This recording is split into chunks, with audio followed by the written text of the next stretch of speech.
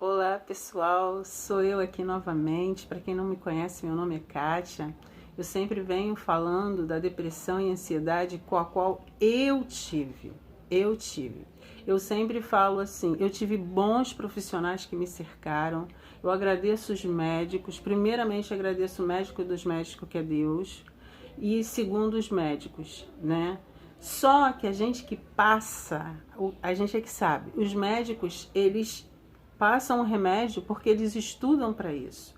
Mas até aquela sensação passar, aquele mal-estar passar, eles não podem dizer quando vai passar. A gente é que tem que passar a dor. E nesses dias, quando eu estava refletindo, né? Eu estava refletindo que quando eu tive depressão, eu ficava muito isolada. A gente se isola, a gente fica igual um cachorro.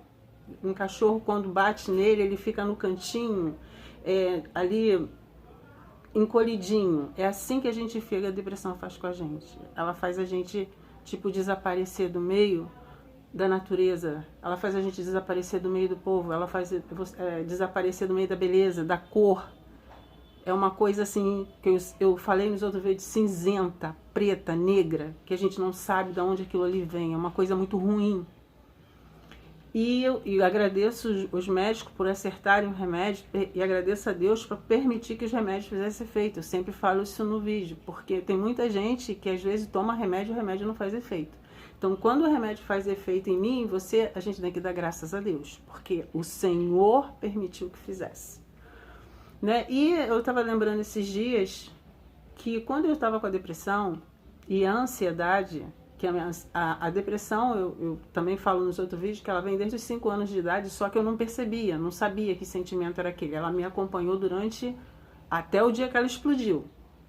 E a ansiedade também, eu sempre queria fazer muita coisa ao mesmo tempo, muita coisa ao mesmo tempo, muita coisa ao mesmo tempo. Provar para os outros que eu conseguia, provar para mim que eu conseguia, também falo isso no vídeo.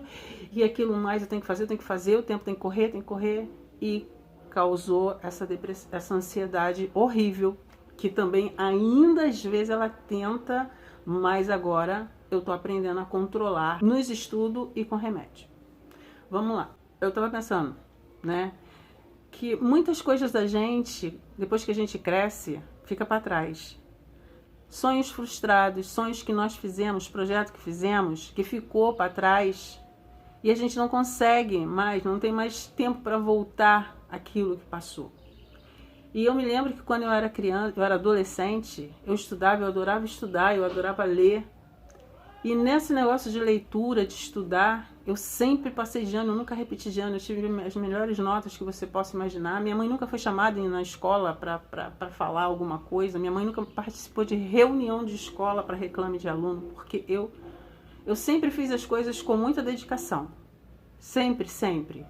Então, não sou perfeita, mas aquilo que eu faço, eu gosto de fazer com perfeição e dedicação. E nisso, quando eu sonhava em ser aeromoça ou ser da Marinha. Porque quando eu passava do Rio de Janeiro, da minha casa, onde eu morava, para a casa da minha tia, que morava em Niterói, eu via as mulheres vestidas, né, com aquela roupa branquinha, entrando nos navios ou no submarino. E eu falava assim, meu Deus, eu quero ou estar no ar ou estar embaixo d'água. Eu fiquei na terra. Por quê? Quando chegou aos 15 anos, o meu sonho dos 14 era ser isso que eu tô falando, aeromoça e marinheira. Só que quando chegou aos 15 anos, minha mãe me chamou a mim e minha irmã e falou assim, vocês não podem mais estudar. Vocês vão ter que ajudar dentro de casa, porque a casa, nós não temos condições de bancar a casa, porque pagamos aluguel, pagamos água, pagamos luz e ainda sustentar com alimento, roupa e sapato nós não estamos conseguindo. Então vocês vão ter que parar de estudar. Gente, aquilo ali foi uma facada. Mas eu não podia demonstrar para minha mãe que eu levei uma facada. Eu não podia. Aí eu comecei a trabalhar. Ela conseguiu um trabalho para mim como auxiliar de cabeleireira. Eu fui auxiliar de cabeleireira. Muito bem. Olha, patrão maravilhoso. Eu nunca tinha trabalhado. Brincava comigo, sabe? E a fama do salão na época, a fama que os salões tinham, é que quem trabalhava em salão era ou prostituta, gay, fofoqueiro. Nada disso. O salão que eu fui trabalhar, trabalhava o pai com os filhos, né? A esposa ia lá. Então eu encontrei uma família. E eu me dediquei muito àquela parte que foi me dada, de lavar cabelo, de pra fazer massagem, né? Trabalhar com creme, aprender dos cremes, os shampoos, anti-caspa, como é que eu tive que aprender isso tudo. Depois ele me botou para fazer escova, consegui também fazer escova. Aí um dia eu cheguei para ele e falei assim, cheguei pro meu patrão e falei, o senhor deixa eu voltar a estudar? Aí ele falou assim, deixo, qual horário que você quer sair? Que aí já tinha mais intimidade, né? Eu já podia chegar e pedir para estudar. Aí eu falei assim, ó, a escola começa às 7 horas. Eu tenho que sair daqui umas 6 horas. Aí ele falou assim, tá bom. Aí, cara, eu me matriculei numa escola particular, aonde lá a gente fazia 2 anos e 1 ano só, que dava o nome como supletivo. Eu falei, pô, vou levar 2 anos para me fechar e buscar uma faculdade, né, e ver o que que precisa para me ser aeromoça. E comecei a estudar e parei. Comecei a estudar e quando chegou um certo tempo, faltando o último ano para mim fechar ali na escola, que se dava o nome de 8ª série, para mim já ir procurar o que era necessário para ter para entrar para uma marinha ou para ser aeromoça. Se tivesse que fazer faculdade, eu iria fazer faculdade. E eu estava com 17 anos. Aí ele virou e falou para mim assim, chegou meu patrão e falou assim, olha só, Kátia, você já está muito bem como auxiliar. Você já está trabalhando até fazendo escova como profissional. Então você não pode mais ficar como auxiliar, você tem que ser profissional. Você vai ter que fazer curso. E para você permanecer aqui, você tem que ter esse curso. Curso de cabeleireira. Eu pensei, eu tenho que continuar trabalhando para ajudar minha mãe. Porque como auxiliar, eu falei, não ganhava pouco. E sendo cabeleireira, eu iria ganhar mais e poderia ajudar mais minha mãe. O que eu fiz? Botei o meu sonho de lado de novo, botei a escola de lado, botei a aeromoça de lado, botei a marinheira de lado, fui fazer curso no Senac. Fiz o curso no Senac, ele me lançou como cabeleireira, fui trabalhar como cabeleireira. Gente, ganhava-se muito dinheiro quem trabalhava em salão. Então, mas ganhava-se o dono do salão. Quem era a cabeleireira, né, que ganhava a porcentagem, que era 50%, não ganhava tanto quanto o dono do salão, mas ganhava bem. Então eu continuei sendo cabeleireira. Só que eu falei, vou estudar. Mas não dava tempo, porque às vezes na hora que eu largava, na hora que eu pensava que eu ia me matricular, chegava mais cliente. E chegava mais cliente. Tinha dia que eu saía do salão, era 10, meia-noite.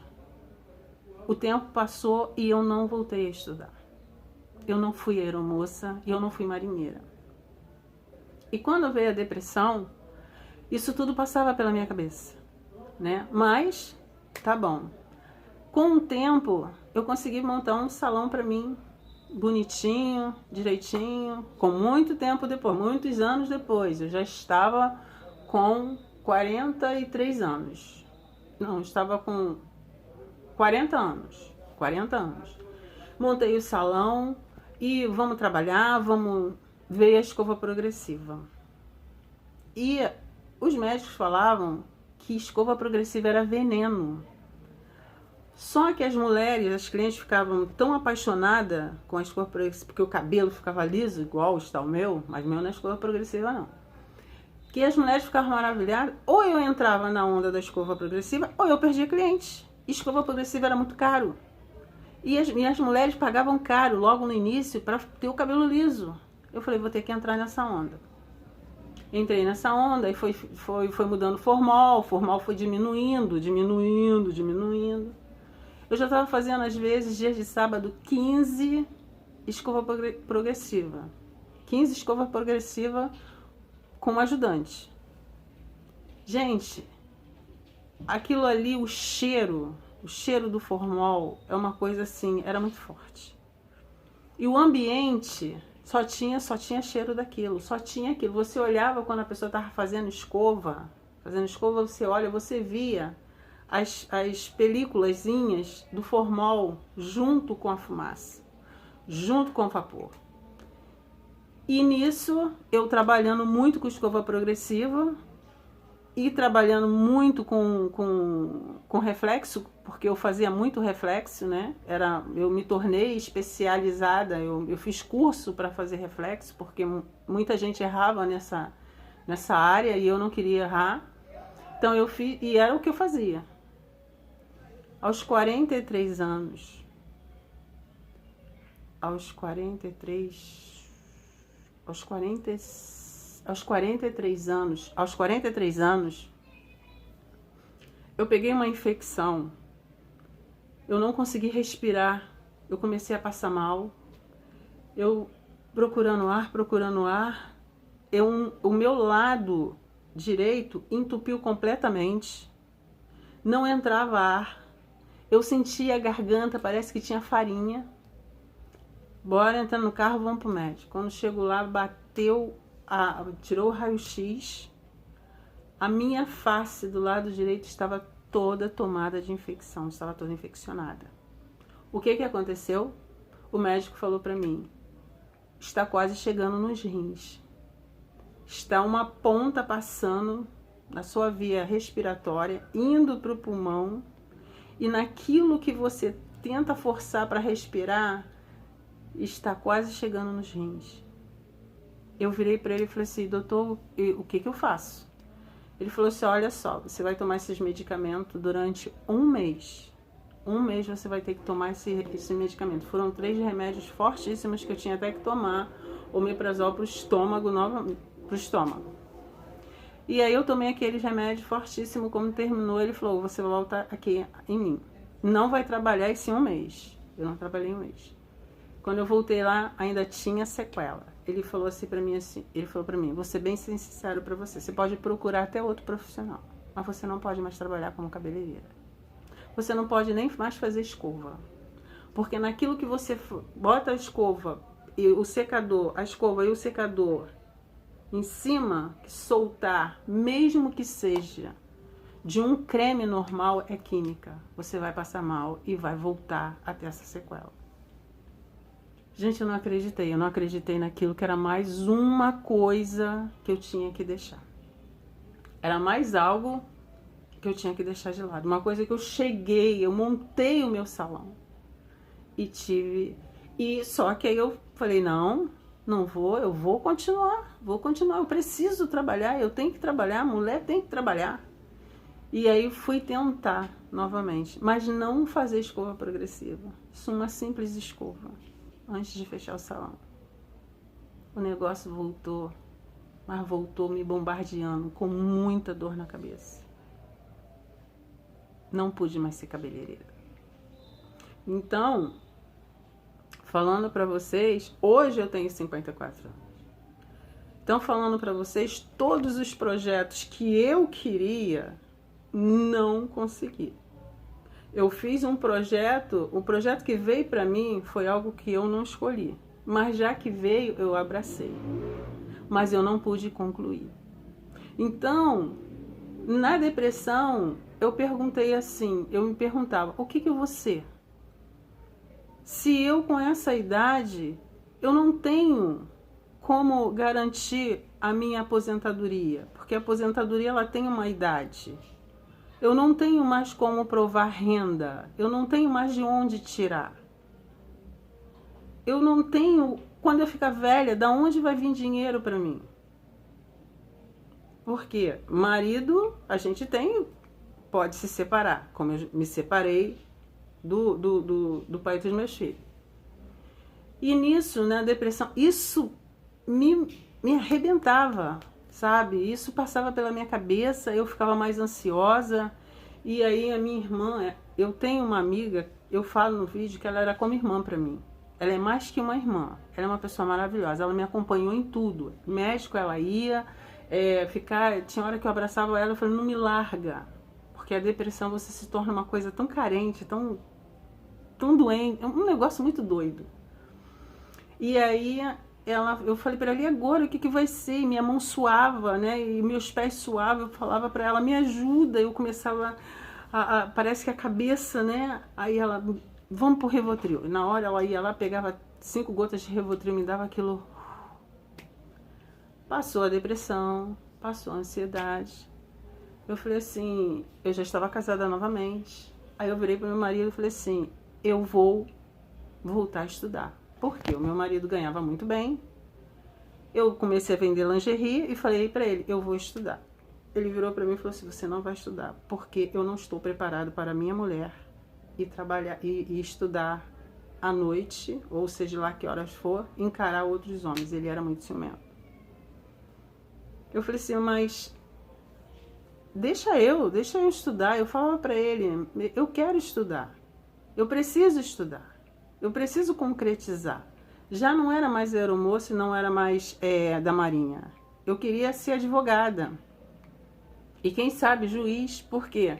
Com 40 e poucos anos, podia levar 15 anos, mas eu chegando aos 55, eu já... Com 43, eu chegando aos 55... Gente, é muito engraçado, né? Quando a gente está gravando, alguém liga, alguém grita, cachorro late. Então, eu virava e falei pra ele. Eu falei pra ele, eu preciso estudar. Ele falou assim, não, não vou deixar. Repetia isso várias vezes. Eu falei, mais uma vez, eu vou obedecer o outro, eu vou guardar os meus sonhos. E isso veio, né? Hoje eu estou com 54 anos. Ainda tomo ansiolítico, porque às vezes vem bombardeio, tomo ansiolítico, mas o Senhor tem me guardado, me livrado. Aquele buraco daquela depressão que eu passei, eu não passo mais, porque eu pedi muito a Deus para que me tirasse aquilo. Porque tem coisas que só o impossível de Deus. E a depressão parece uma coisa impossível, mas para Deus nada é impossível. Então hoje eu estou com 54 anos, como eu falei, não me formei em nada, mas voltei a estudar. Se eu vou conseguir me realizar, se eu vou conseguir ser o que eu quero, agora eu cismei que eu quero fazer jardinagem. Né? Eu passo nos prédios e acho jardins lindos, as pessoas que decoram, né? E eu cismei que eu quero fazer jardinagem. Ou fazer... Eu quero voltar a estudar, como eu estou voltando. Eu voltei a estudar. Vou te fazer prova agora. E isso, mesmo assim, por esses dias, veio um mal sobre mim. Só que agora, a gente, depois que tem, a gente aprende já o sinal. Eu já tomei o remédio, porque eu não quero mais que nada me pare, mais ninguém. Em nome de Jesus. Só quem pode me parar é Deus. E muito pelo contrário, Ele fala, levanta e anda. Então, se você ficou com seus sonhos frustrados lá atrás, se seus sonhos ficaram frustrados, se você não pôde realizar, eu vou falar para você, nunca é tarde. Se você agora, você tem liberdade, se você tem paz, se você está passando pela depressão, você sabe que ela vai passar e você vai voltar a realizar seus sonhos sim, porque nunca é tarde para nada. Nunca é tarde. E muito bom quando você tem alguém que te impulsiona. Meu filho fala, mãe, vai. Meu filho que me matriculou. Então eu falei, eu vou. E agora eu fico às noites estudando online, para quando chegar o dia da prova, tá legal. Então eu falo para você, não deixe que o passado traga tristeza. O importante é que você está viva hoje. Deus te dá mais uma chance hoje. Se você está na depressão, ela vai passar. Você pode ter certeza. Ela vai passar. A ansiedade vai passar. Você vai aprender a dominar a ansiedade. Porque a gente aprende a dominar. Você respira. Mas se ame. Ame a Deus primeiramente, mas ame a vida. Segundo, ame a vida que Ele te deu.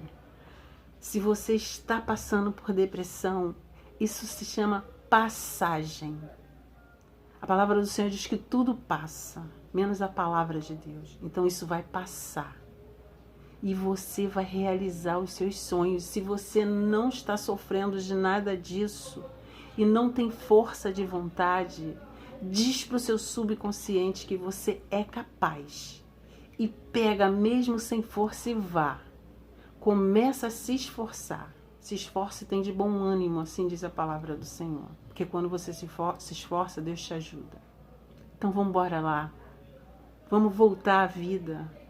Os sonhos não podem ser reconstruídos do passado, mas podem se realizar-se novos pensamentos, novos projetos. Porque a vida é muito curta e a doença ela tenta tirar mais tempo da nossa vida, mas nós não podemos dar crédito para ela. Nós temos que dar crédito para Deus e para a vida que Ele nos deu. Então, em nome de Jesus, vamos avançar. Eu creio que isso vai passar. Já passou. E você vai voltar a realizar seus sonhos. Um beijão do fundo do coração. E estamos juntos nessa luta. Estamos juntas. Porque somos mais que vencedores. Não se combata pela doença. Combata a doença. Um beijão, até o próximo vídeo.